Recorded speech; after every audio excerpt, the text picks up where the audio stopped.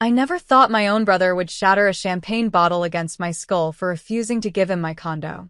Blood streaming down my face, I stumbled out of my parents' house as 100 horrified guests watched. My family thought they could bully me into submission. Instead, I walked away with stitches in my head and a plan for justice. 3 weeks later, I returned with a deed to their house and watched their smug faces crumble as they realized what I'd done. Before I dive into this nightmare, I'd love to know where you're watching from. Drop your location in the comments below, hit that like button if you've ever had to stand up to entitled family members, and subscribe to join our community of survivors. Trust me, you'll want to stick around for how this wild story ends. I'm Hazel Mitchell, a 34-year-old software engineer with a comfortable life I built entirely on my own. My $660,000 condo in Brookside Heights isn't just a home.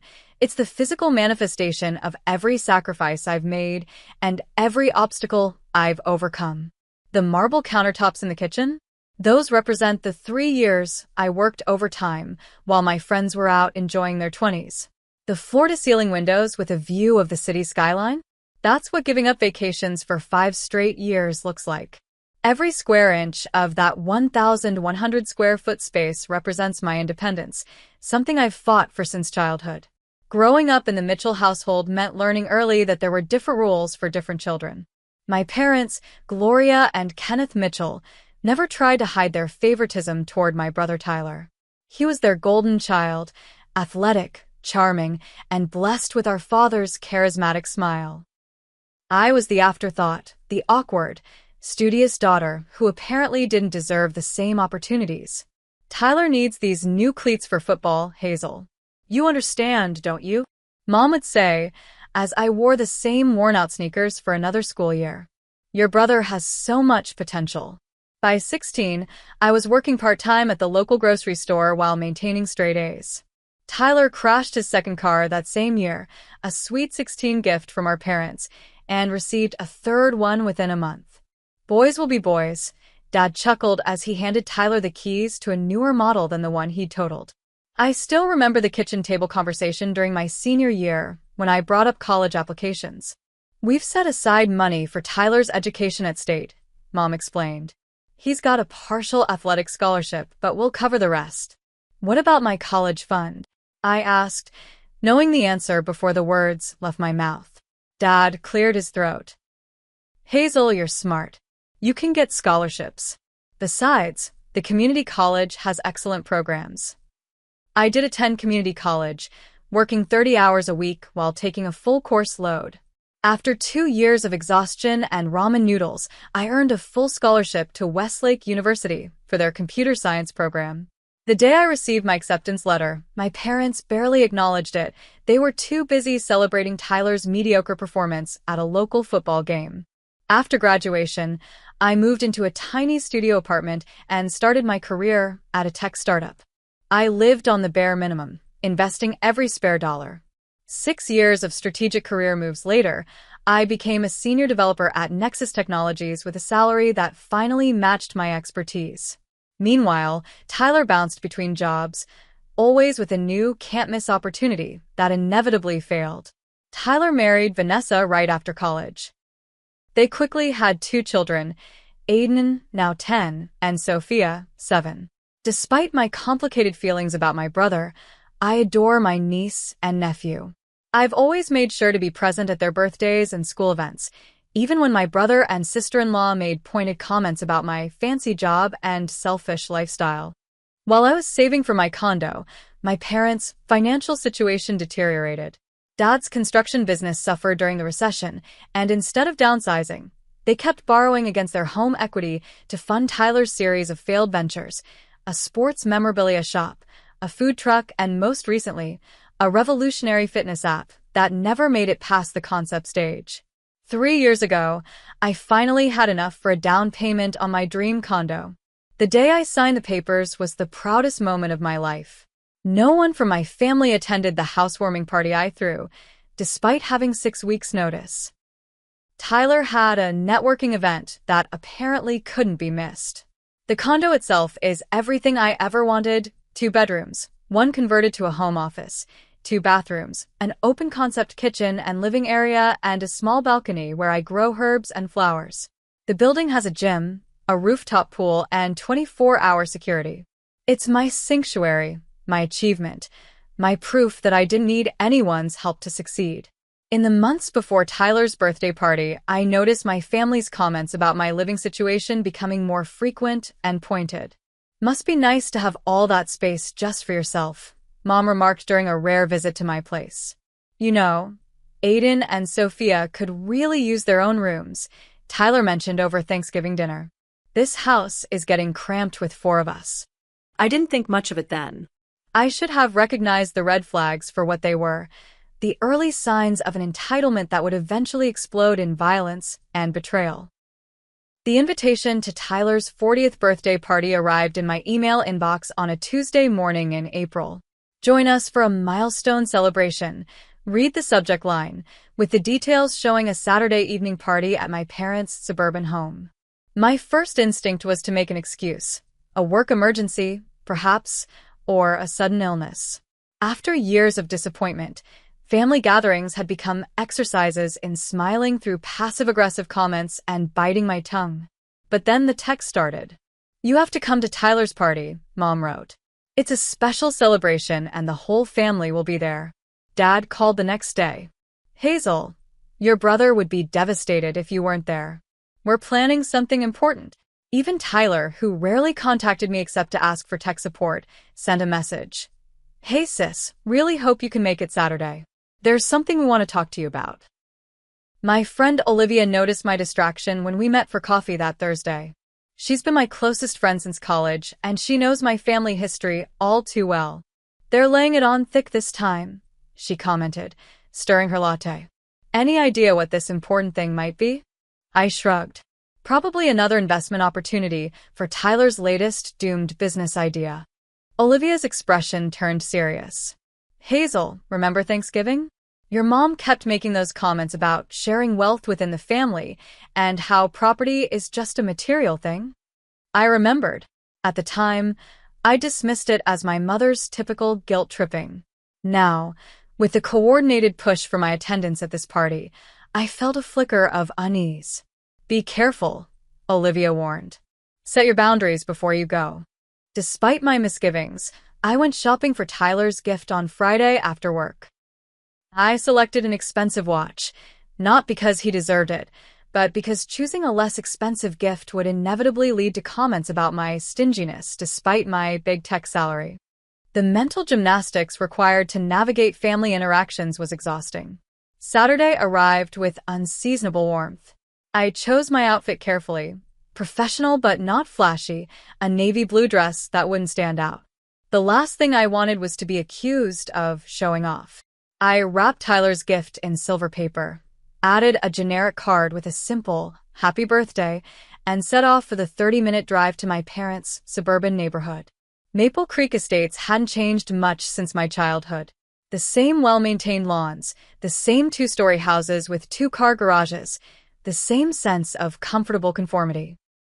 My parents' colonial-style home at 247 Oakwood Drive stood much as it always had, though the paint was chipping in places and the landscaping had seen better days, subtle signs of their financial strain. The cars lined both sides of the street. Tyler had always been popular, the kind of person who collected friends easily with his outgoing nature.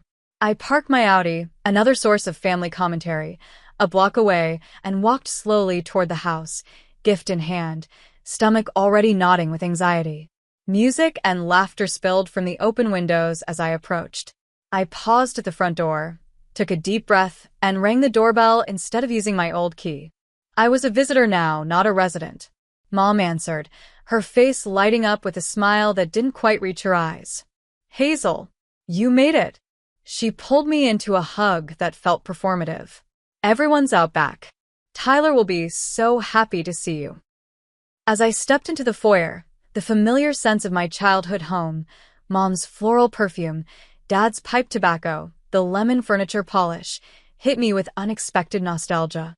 For a brief moment, I wanted to believe this could be a normal family celebration. Dad appeared from the kitchen, drink in hand. "There she is." The busy executive finally found time for family. His tone was jovial, but the barb was clear. I forced a smile. Wouldn't miss Tyler's big day. As I moved toward the backyard, I overheard my parents' hushed conversation. She came. Good, Dad murmured. We'll discuss the arrangement after the cape. Are you sure about the timing? Mom whispered back. What if she makes a scene? She won't, Dad replied with certainty. Not with everyone here. Image is too important to her. I pretended not to hear, but my unease deepened. Whatever this arrangement was, I already knew I wouldn't like it. The backyard had been transformed with string lights, tables covered in blue tablecloths, and dozens of helium balloons. About 100 people milled around. Extended family, childhood neighbors, Tyler's friends from various phases of his life. A bartender served drinks from a rented bar setup, and catering staff circulated with appetizers. I placed Tyler's gift on the designated table, which was already piled high with presents, and grabbed a glass of wine from a passing server. Liquid courage seemed necessary for whatever was coming. Hazel, is that you? My Aunt Patricia approached, eyeing me up and down. Still single? You know, my friend's son just moved to the city. He's a lawyer.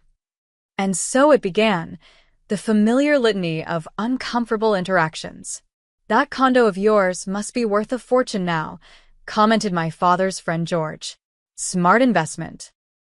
Your parents are so proud of Tyler, my mother's cousin Ellen informed me, as though I needed reminding of my second-place status. Such a family man, despite his challenges. With each conversation, the knot in my stomach tightened. I checked my watch repeatedly, calculating how soon I could reasonably leave. Then Tyler made his entrance, Vanessa and the kids flanking him like royal attendants. The crowd erupted in cheers and applause. My brother, now sporting a designer haircut and expensive clothes that belied his financial situation, beamed and waved like a politician. When he spotted me, he made a beeline in my direction, enveloping me in a bear hug that smelled of too much cologne. You came, he exclaimed loudly enough for nearby guests to hear. My successful sister made time for little old me. I returned the hug stiffly. Happy birthday, Tyler. He kept his arm around my shoulders as he addressed the people nearby. My sister, the tech genius. Making the big bucks while the rest of us struggle along. His laugh was hollow. Maybe some of that success will rub off on me tonight, huh? The comment hung in the air, loaded with implication. I extracted myself from his grip and moved toward the food table, needing distance. The next 2 hours passed in a blur of small talk and deflected questions about my personal life. I was midway through a conversation with my second cousin when Mom tapped my shoulder. Hazel, could you join us in your father's study? Family meeting. The moment had arrived. Whatever this arrangement was, I was about to find out. Dad's study had always been off-limits when we were kids, a sanctuary of leather, wood, and the musty smell of old books that were more for show than reading. As I followed Mom down the hallway, away from the noise of the party, I noticed Tyler and Dad already waiting by the study door, their expressions unnaturally composed. Close the door, will you? Dad said as we entered. He settled behind his desk while Mom and Tyler took seats on the leather sofa. The only place left for me was the uncomfortable wooden chair near the bookshelf, a physical manifestation of my outsider status in this family unit. Hazel, Dad began, folding his hands on the desk in what I recognized as his business negotiation pose. We wanted to discuss something important with you as a family. Tyler leaned forward, his birthday boy smile replaced by an earnest expression I didn't trust for a second. Sis, you know things have been tough for us lately. The business climate has been challenging, Dad interjected, as though his poor financial decisions were somehow the economy's fault. And, with Tyler's app development costs. We've been thinking about solutions, Mom added, her voice taking on the soothing tone she used when she wanted something. About how this family can support each other. I remained silent, waiting for them to get to the point. Dad cleared his throat. We've come up with a plan that makes sense for everyone. Your condo in Brookside Heights, it's just you living there, right? All that space. My stomach dropped. Yes, and, well, Tyler jumped in, Vanessa and I have been looking at schools in that district. They're much better than what we have here. Aiden and Sophia deserve the best education, you know? The commute is killing me, Dad continued. Being closer to the city would help the business. Mom reached for my hand, which I instinctively pulled away. What we're proposing, dear, is that you sign over your condo to Tyler and his family. They need the space with 2 growing children, and you can easily afford to buy another place. The room fell silent as I processed what they were suggesting. Not asking, suggesting, as though my compliance was a foregone conclusion. You want me to give Tyler my $660,000 condo? I finally said, my voice sounding distant to my own ears. The property I spent years saving for? Just hand it over? We're family, Tyler said, as if that explained everything. You make more than enough to get another place. Maybe something smaller, more suitable for a single person. This isn't a request out of the blue, Dad added. We've been talking about this for months. It's the right thing to do. The right thing, I repeated slowly. And what do I get in this arrangement? They exchanged glances, clearly not expecting this question. The satisfaction of helping your family? Mom offered weakly. I stood up, steadying myself against the bookshelf. No. Absolutely not. That condo is mine. I worked for it. I paid for it. I'm not giving it away, not to Tyler, not to anyone. Tyler's face darkened. Always the selfish one, aren't you, Hazel? Some things never change. Selfish. I couldn't believe what I was hearing. How am I selfish for not wanting to give away my home? Because family takes care of family. Dad's voice rose. Your brother has children to think about. What do you have? A career? A fancy apartment? What good is success if you don't share it? I've shared plenty, I countered, thinking of the checks I'd written when Tyler's car needed repairs, the expensive birthday gifts for my niece and nephew, the loans to my parents that were never repaid. But my home is not on the table. Mom's expression hardened. After everything we've done for you. A bitter laugh escaped me. What exactly have you done for me? I put myself through college. I built my career without any help. I saved for that down payment while you were bailing out Tyler's failed businesses. There it is, Tyler sneered. Little Miss Perfect thinks she did it all on her own. Newsflash, Hazel, you had advantages I never had. Like what? I demanded. Like your brain. School was always easy for you. Some of us had to work twice as hard. Work. I was incredulous now.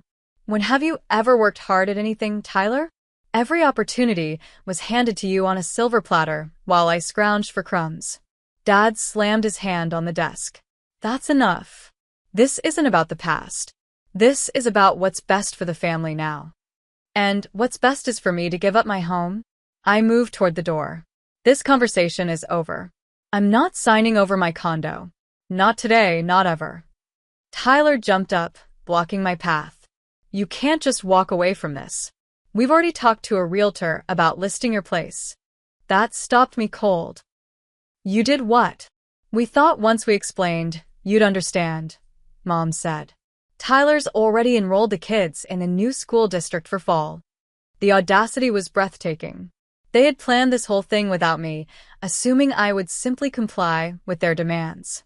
Move, Tyler, I said quietly. I'm leaving. Running away again, he taunted. That's your solution to everything, isn't it? When things get tough, Hazel disappears. I'm not running. I'm refusing to participate in your delusion that my property is somehow yours to distribute. I pushed past him, heading back toward the party. I needed to get my purse and keys, then get out of this house. Don't you walk away from me, Tyler shouted, following me down the hallway. We're not finished. Guests turned to stare as we emerged into the main party area, Tyler's voice carrying over the music. 34 years old, and still only thinking about yourself.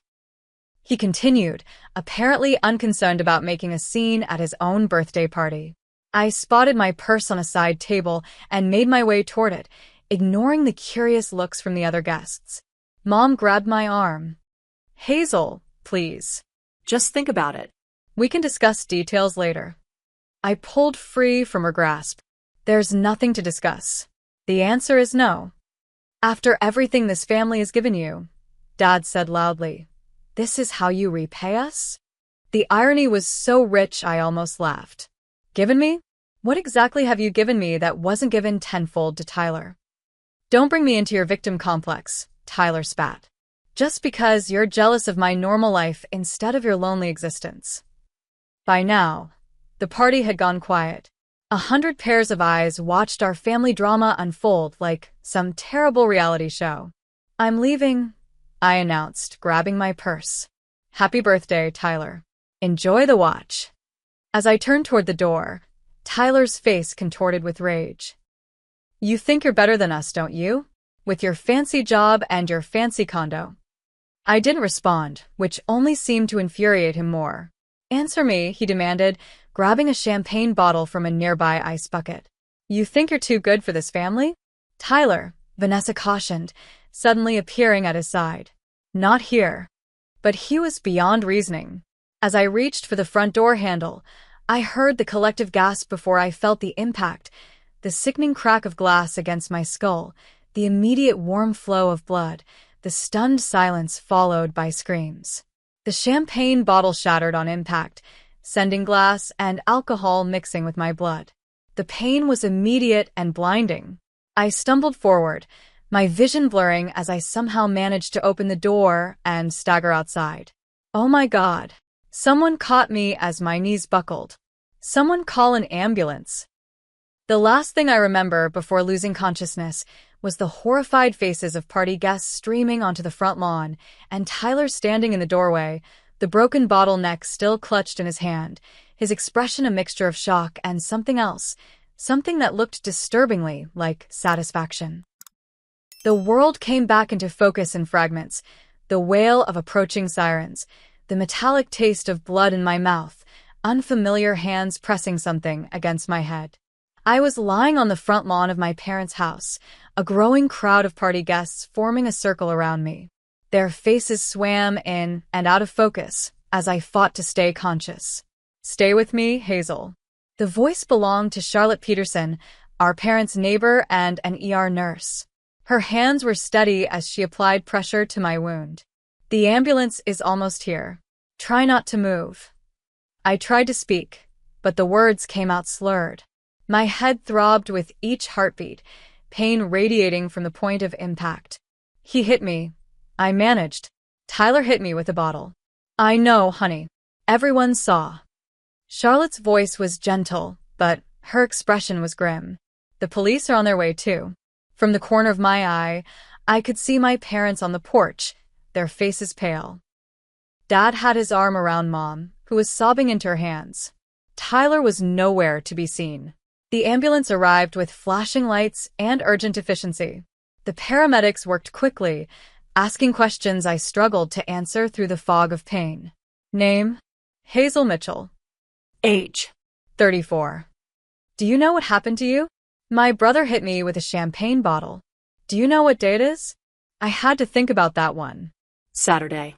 Tyler's birthday. Good. We're going to move you onto the stretcher now. As they lifted me, I caught sight of police cars pulling up to the house. 2 officers approached, notebooks already in hand. I'm coming with you, Charlotte announced, climbing into the ambulance beside me. You shouldn't be alone. The ride to Mercy General Hospital passed in a blur of sirens and jostling movement. In the emergency room, doctors confirmed what Charlotte had already suspected, a concussion and a laceration requiring stitches. The CT scan showed no skull fracture, which they assured me was good news, though it didn't feel like it as a doctor numbed my scalp and began the meticulous work of closing the wound. 15 stitches, he announced when he finished. You're lucky. An inch lower, and we might be having a very different conversation. Lucky wasn't exactly how I felt, sitting in a hospital gown with blood matting my hair and a pounding headache that pain medication barely touched. Charlotte had stayed the entire time, only stepping out during the actual medical procedures. Your friend Olivia is on her way, she informed me. I found her number in your phone. I hope that's okay. I nodded gratefully, wincing at the movement. The police officers arrived as the doctor was giving me final instructions about concussion monitoring. They introduced themselves as Officers Bennett and Rodriguez, their expressions professional but sympathetic. MS. Mitchell, we'd like to ask you some questions about what happened tonight, if you're feeling up to it, Officer Bennett said. I recounted everything, the family meeting, the demand for my condo, the argument that spilled into the party, and finally, Tyler's attack with the bottle. There were at least 100 witnesses, I concluded. Everyone at the party saw him hit me. Officer Rodriguez nodded. We've already taken statements from several guests. Your brother is in custody. I want to press charges, I said firmly. Assault and battery at minimum. We'll need you to come to the station to make a formal statement once you're released from the hospital, Officer Bennett explained. But yes, based on witness accounts, your brother is facing serious charges. What about my parents? I asked. They were part of the confrontation too. The officers exchanged glances. Did they physically assault you as well? My mother grabbed my arm to prevent me from leaving. And they were part of the plan to try to take my condo. Officer Rodriguez made notes. We'll include that in the report. Depending on the specifics, there could be additional charges. Olivia arrived as the officers were finishing up, her face tight with worry. Hazel. Oh my God. She rushed to my side, carefully avoiding the 4 and monitors. Charlotte called me. I can't believe this happened. The officers gave Olivia their cards before leaving. We'll be in touch, Ms. Mitchell. Try to rest, and call us when you're ready to come in. After they left, Olivia turned to me, her eyes bright with anger. Your brother did this? Over the condo discussion. They didn't just discuss it.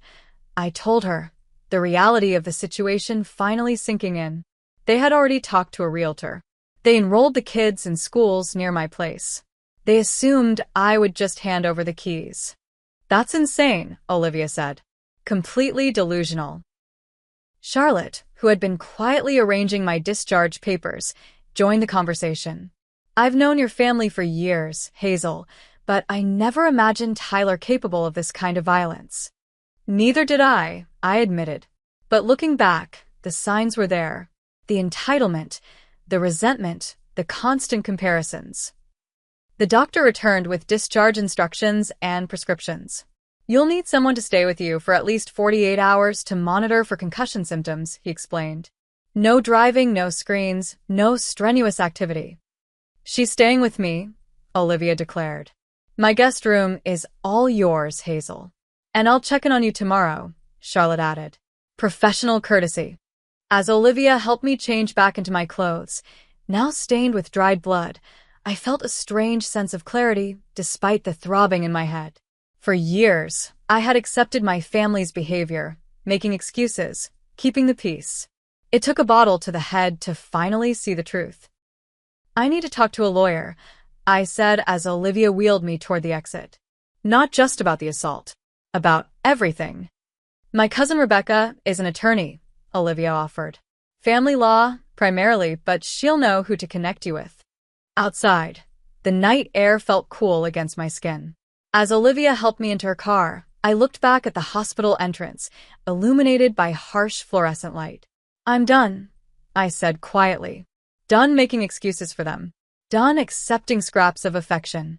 Done being the family ATM. Olivia squeezed my hand. It's about time. In that moment, with my head bandaged and my heart hardened, I made a decision. This wasn't just about the assault. This was about 34 years of systematic emotional abuse, favoritism, and entitlement. And for once in my life, I was going to fight back. The following days passed in a haze of pain medication, interrupted sleep, and slowly dawning realizations. Olivia's guest room became my sanctuary as I recovered from both the physical trauma and the emotional aftermath of Tyler's attack. True to her word, she stayed with me, monitoring my concussion symptoms and fielding the barrage of calls and texts that started arriving from family members. Your mother called again. Olivia reported on the third morning, bringing me tea and toast. That's the 5th time since yesterday. What did she say? I asked, carefully sitting up in bed. The room no longer spun when I moved, which I considered progress. The same as before. That Tyler is devastated about what happened, that he wasn't himself, that they want to work things out as a family. Olivia's tone made it clear what she thought of these platitudes. And my father? No direct calls from him, but your mom mentioned he's heartbroken about the misunderstanding. I laughed humorlessly. Misunderstanding. That's one way to describe a premeditated attempt to steal my home followed by assault with a deadly weapon. My phone chimed with another text. Olivia checked it for me, following doctor's orders to limit my screen time. It's your Aunt Patricia, she reported. She says, and I quote, family should forgive family. Tyler made a mistake, but he's suffering too. Block her, I said wearily. Block all of them for now. Later that afternoon, Olivia's cousin Rebecca Wilson arrived, briefcase in hand and determination in her stride. At 42, Rebecca had the polished confidence of someone used to winning arguments for a living. Assault and battery is just the beginning, she declared after I'd recounted the entire story. There's attempted coercion, harassment, potentially even conspiracy, depending on how long they've been planning this. What do you recommend? I asked. First, a restraining order against Tyler, minimum. Possibly against your parents too, if they continue the harassment. Second, we pursue maximum criminal charges for the assault. Third, we look into civil damages. Rebecca tapped her pen against her legal pad. But there's something else I want to check. You mentioned your parents' house. Do you know whose names are on the deed? The question caught me off guard. My parents, I assume. Why? Rebecca's expression turned thoughtful. Just covering all bases. Can I ask you to sign some forms allowing me to do some preliminary research? After Rebecca left, promising to return with more information soon, Charlotte stopped by to check my wound and change the dressing. The stitches are looking good, she assured me. No signs of infection. How's the pain? Manageable, I replied. The headaches are less frequent. Charlotte hesitated before speaking again. Hazel, there's something you should know. I didn't want to add to your stress earlier, but given that you're pursuing legal action. She took a deep breath. The night of the party, after you were taken to the hospital, I overheard Tyler and your parents talking. They were arguing about what happened, but not in the way you might expect. What do you mean? Your father was angry at Tyler, but not for hurting you. He was angry because Tyler screwed up the plan by being too aggressive. Your mother kept saying they needed to regroup and try another approach. It sounded like the assault wasn't the plan, but getting your condo definitely was. The information settled heavily in my chest. Thank you for telling me. That actually helps my case. 2 days later, Rebecca returned with a thick folder and a surprisingly satisfied expression. I have some very interesting information, she announced, spreading documents on Olivia's dining table. First, about your parents' house. I pulled the property records, and guess whose name is on the deed alongside Kenneth and Gloria Mitchell? My stomach dropped. No. Yes. Yours. Do you remember signing paperwork about 5 years ago? A vague memory surfaced. Dad calling me about refinancing the house, needing my signature on some forms because the bank required additional security. I had signed without reading carefully, trusting my parents when they said it was just a formality. They added me to the deed because they couldn't qualify for refinancing on their own. I realized. My credit score and income were what got them approved. Rebecca nodded. Exactly. Which means you're not just a co-signer on the loan, you're a legal co-owner of the property. 1/3 ownership, to be precise. The implications began to dawn on me. So, if they've taken out additional loans against the house, they would have needed your signature, legally speaking. If they forged that or proceeded without your knowledge, that's fraud. Rebecca pulled out another document. Which brings me to my second discovery. I had my paralegal do some digging into recent financial activities connected to your parents and brother. Look at this. She handed me a printout of what appeared to be a business registration. Mitchell Innovation Labs, LLC? I read aloud. Registered to, wait, this is my address. My condo address. Filed 3 months ago, Rebecca confirmed. With Tyler Mitchell listed as CEO and your parents as board members. They registered a business at your address without your knowledge or permission. My hands shook as I processed this information. They were planning to take my condo for months. The birthday party confrontation wasn't spontaneous, it was the culmination of a long-term strategy. Rebecca nodded grimly. It gets worse. We pulled Tyler's credit report as part of the case preparation. He's been telling creditors he lives at your address. There are utilities, credit cards, even a car loan using your condo as his residence. The betrayal cut deep, but with it came a strange sense of validation. I hadn't imagined their entitlement. It was real, documented, and apparently limitless. What does all this mean for my case? I asked. It means we have a lot more leverage than I initially thought, Rebecca explained. The assault is serious enough, but this pattern of financial deception adds significant weight. And as for the house, she tapped the deed document. As a co-owner, you have rights, including the right to force a sale if the other owners are engaging in fraud or misconduct. The room fell silent as I considered the implications. You're saying I could sell their house? The one they've lived in for 30 years. Legally, yes. It would require court approval, but given the circumstances, their attempt to take your property, followed by assault when you refused, plus the financial fraud, we have a strong case. It seemed almost too perfect, a karmic reversal I hadn't dared imagine. I need to think about this. Of course, Rebecca agreed. It's a significant step, but I wanted you to know all your options. As Rebecca packed up her documents, my phone rang. Despite the blocking, some calls were still getting through, this one from an unknown number. Should I answer it? Olivia asked.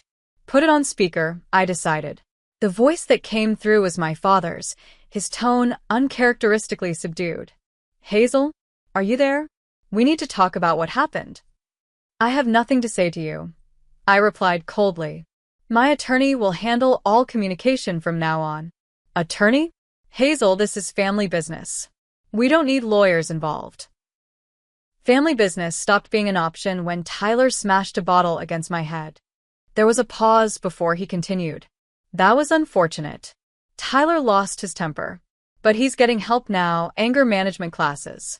He's truly sorry. Is that why he's been using my address for his business and personal finances for months? Because he's sorry. Another pause, longer this time.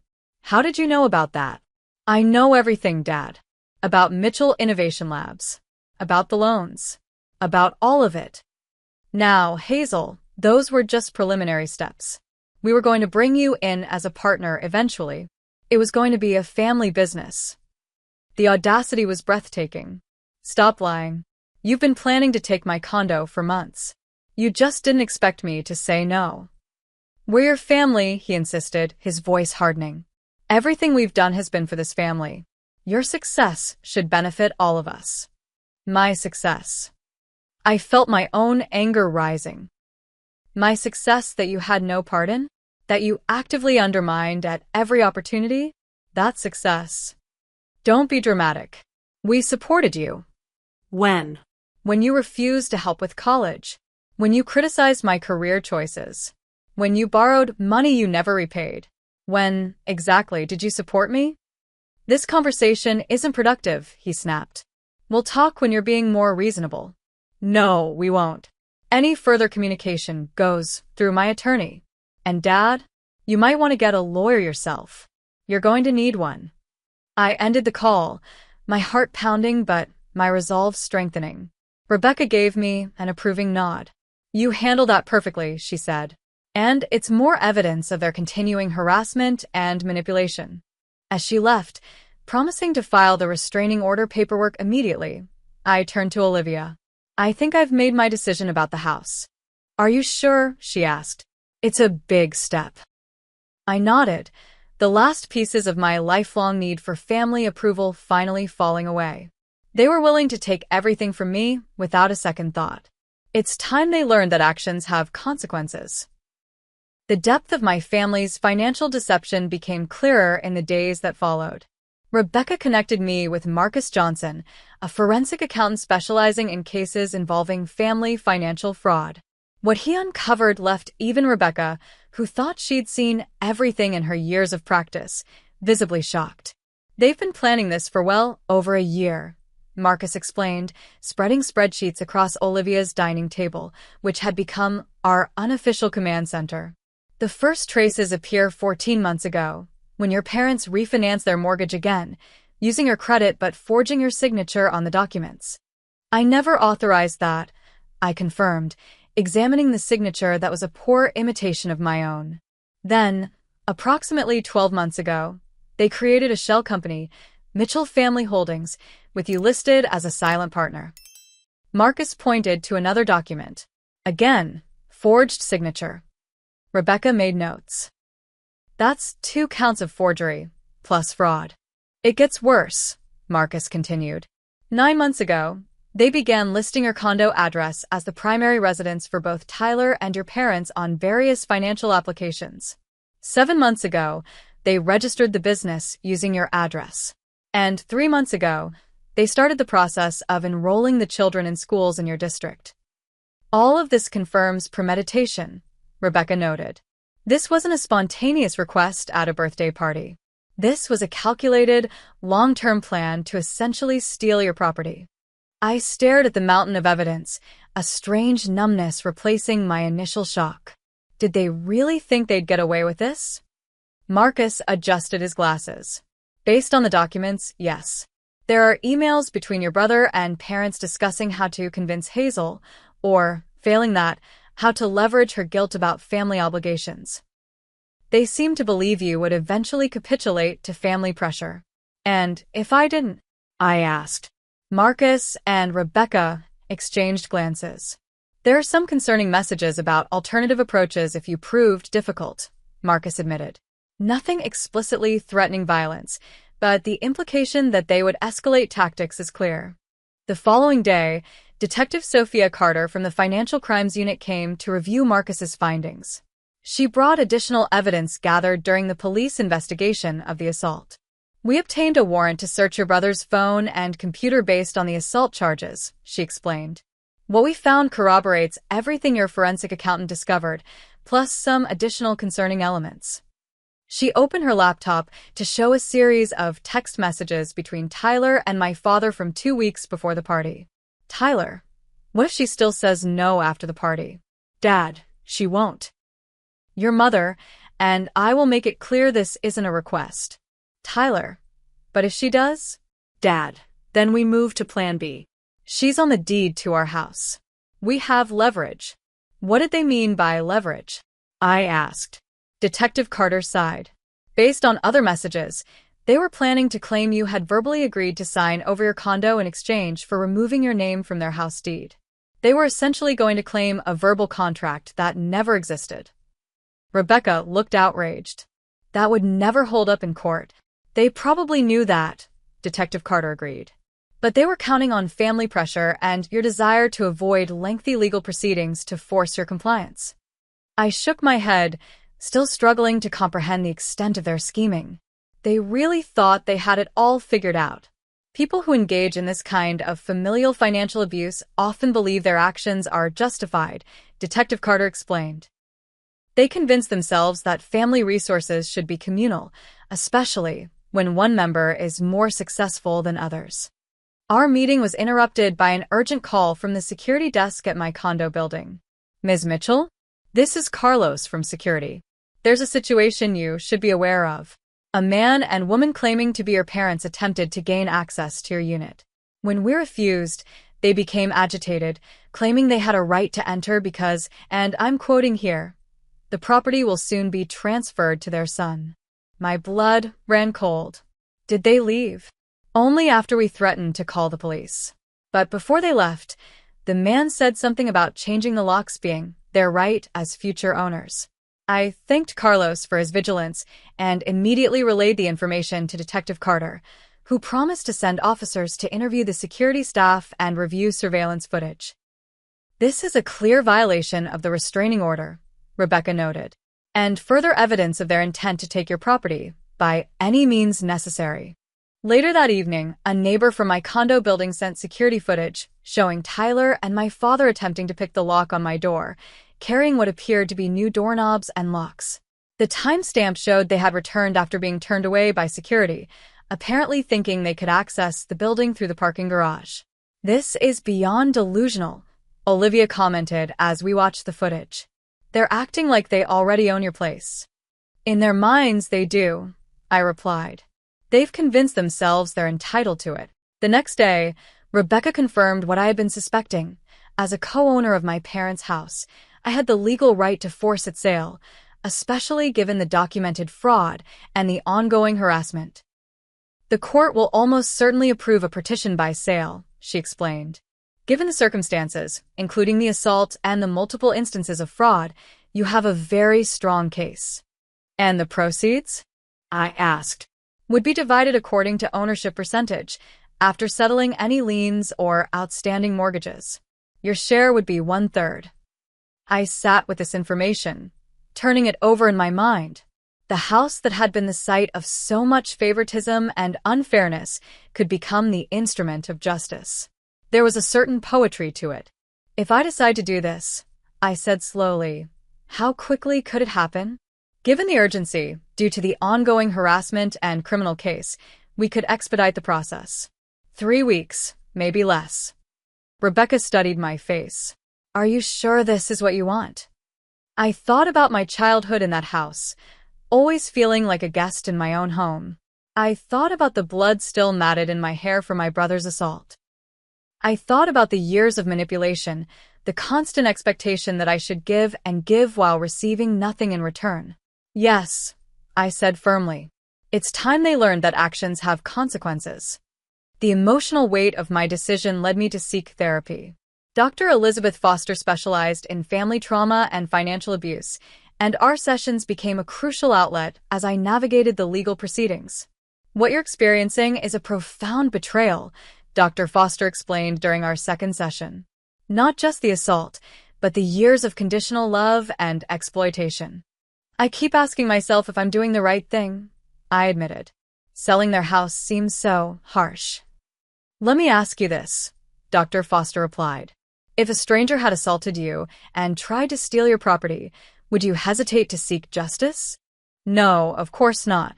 The fact that they're family doesn't lessen the crime. If anything, it makes the betrayal worse." She leaned forward. "Hazel, setting boundaries isn't punishment. It's self-protection." A week into the legal proceedings, I received a letter from my parents' newly hired attorney demanding that I pay for Tyler's emotional distress resulting from his arrest and the damage to his reputation caused by the assault charges. The letter claimed that I had provoked the assault by selfishly refusing to help family in need, and demanded that I drop all charges and proceed with the agreed-upon property transfer. It was the final push I needed. I contacted Rebecca immediately. "Move forward with the house sale. Full speed ahead." Within days, we had listed the property with Samantha Reynolds, a real estate agent who specialized in quick sales. Given the house's location in a desirable suburb, interest was immediate. Within a week, we had multiple offers, the highest coming from developer Benjamin Harris, who planned to demolish the existing structure and build 2 modern homes on the lot. "It's an all-cash offer, $50,000 above asking price, with a 2-week closing timeline," Samantha explained. "They're willing to handle all the eviction proceedings as part of the deal." I shook my head. "No need. I'll handle the eviction personally." The court hearing for the partition sale was scheduled for exactly 3 weeks after Tyler's assault. My parents and their attorney argued vehemently against the sale, claiming family property should be protected from vindictive actions. The judge, a no-nonsense woman in her 60s, was unimpressed. "The evidence of fraud is substantial," she noted, "and the violent assault, for which the defendant has already been indicted by a grand jury, adds a concerning dimension of danger." The partition sale is approved. As I left the courthouse, legal victory in hand, I made 2 decisions that would surprise my family. First, I instructed Rebecca to establish college funds for Aiden and Sophia with a portion of my proceeds from the house sale. Whatever my feelings about their parents, my niece and nephew were innocent children who deserved educational opportunities. Second, I anonymously donated a significant amount to a local domestic violence shelter, wanting something positive to come from this painful chapter. Are you ready for what comes next? Olivia asked as we drove home from the courthouse. I touched the healing wound on my scalp, a permanent reminder of my family's true nature. More than ready. Exactly 3 weeks and 2 days after Tyler shattered a champagne bottle against my skull, I pulled up to 247 Oakwood Drive for what I knew would be the last time. Behind me was a small convoy, a sheriff's deputy in an official vehicle, Rebecca in her sleek sedan, and a moving truck with 2 burly men waiting for instructions. The morning was bright and clear, a beautiful spring day that seemed at odds with the grim task ahead. I had chosen this particular morning deliberately, Saturday, when I knew my parents' friends and neighbors would be home, potential witnesses to whatever unfolded. Are you sure you want to do this personally? Rebecca asked as we stood on the sidewalk. I could handle it for you. I shook my head. No. I need to do this myself. They need to understand that their actions have consequences. The sheriff's deputy, a woman named Officer Martinez with kind eyes and a firm demeanor, reviewed the court order once more. Everything's in order, Ms. Mitchell. I'll accompany you to serve the eviction notice and deed transfer papers. The residents have 48 hours to vacate the premises. I took a deep breath and walked up the familiar path to the front door, flanked by Rebecca and Officer Martinez. The doorbell chimed the same melody it had since my childhood. For a moment, muscle memory almost made me reach for my old house key before I remembered why I was here. The door swung open to reveal my father, Saturday casual in khakis and a polo shirt, his expression shifting from routine annoyance to shock as he registered who stood before him. Hazel? What is this? His eyes darted to Officer Martinez in her uniform, then to Rebecca with her briefcase, and finally to the moving truck idling at the curb. Kenneth Mitchell? Officer Martinez asked formally. I'm here to serve you with an eviction notice and property transfer documents. By order of the county court, this property has been sold in a partition action. Sold? My father's face drained of color. That's impossible. This is our home. It was your home, I corrected him. Until you decided to forge my signature on refinancing documents, commit multiple counts of fraud using my name, and then assault me when I wouldn't give you my condo. Gloria, he shouted over his shoulder. Get out here now. My mother appeared in the hallway, still in her bathrobe despite the late morning hour. Her eyes widened when she saw me. Hazel, what's happening? She's saying the house has been sold. My father spat. Some nonsense about court orders. Officer Martinez held out the official documents. Ma'am, sir, these papers explain everything. As a co-owner of this property, Ms. Mitchell had the legal right to petition for a partition sale, which the court granted based on evidence of fraud and criminal activity. My mother's hand flew to her throat. This can't be legal. We've lived here for 30 years. It's perfectly legal, Rebecca interjected. The documentation is all here. The new owner takes possession immediately, though you have 48 hours to remove your personal belongings. Movement behind my parents caught my eye. Tyler appeared, apparently having been staying with them since his release on bail. His face contorted with rage when he saw me. You, he snarled, lunging forward only to be blocked by my father. Not now, Tyler, my father hissed. There's a cop right there. Officer Martinez's hand moved instinctively to her weapon. Sir, I need you to step back. You're currently in violation of a restraining order by being in Ms. Mitchell's presence. This is my parents' house. Tyler protested. Not anymore, I said calmly. And technically, it was always partially mine, a fact you all exploited when it benefited you and conveniently forgot when it didn't. By now, neighbors had begun to notice the commotion. Charlotte stood on her front lawn, arms crossed, watching the scene unfold. Other familiar faces appeared in windows and doorways, curiosity drawing them to witness my family's public downfall. You can't do this to us, my mother pleaded, tears streaming down her face. Where will we go? You should have thought about that before you tried to steal my condo, I replied, surprised by my own steadiness. Before you forged my signature on legal documents. Before Tyler decided that violence was an acceptable response to hearing no for once in his life. Officer Martinez handed the paperwork to my father, who took it with trembling hands. You have 48 hours to vacate. The movers here can help with your belongings if you wish. This is what you want? My father asked me, his voice hollow. To make your family homeless? No, I corrected him. This is what you created when you decided that my property was yours to take, that my boundaries didn't matter, that my success was something you were entitled to simply because we share DNA. Tyler, unable to contain himself any longer, spat at my feet. Always the victim, aren't you, Hazel? Poor little girl who had to work for things instead of having them handed to her. Officer Martinez stepped between us. Sir, one more outburst, and I'll arrest you for violating the restraining order. Go ahead, he challenged. Add it to the list. My life is already ruined thanks to her. Your life is the result of your own choices, I replied, just as mine is. As if on cue, more vehicles pulled up to the house, Tyler's wife Vanessa with the children, apparently arriving for a weekend visit, and several of my parents' friends who must have been alerted to the situation by frantic phone calls or texts. Vanessa's face paled as she took in the scene, the moving truck, the sheriff's deputy, the legal papers in my father's hand. What's happening? Your sister-in-law has sold our house out from under us, my father announced loudly for the benefit of the growing audience. She's throwing her own parents onto the street. I turned to address not just my family, but the assembled neighbors and friends. What he's not telling you is that they forged my signature on legal documents, registered businesses using my address without permission, and tried to coerce me into giving them my condo.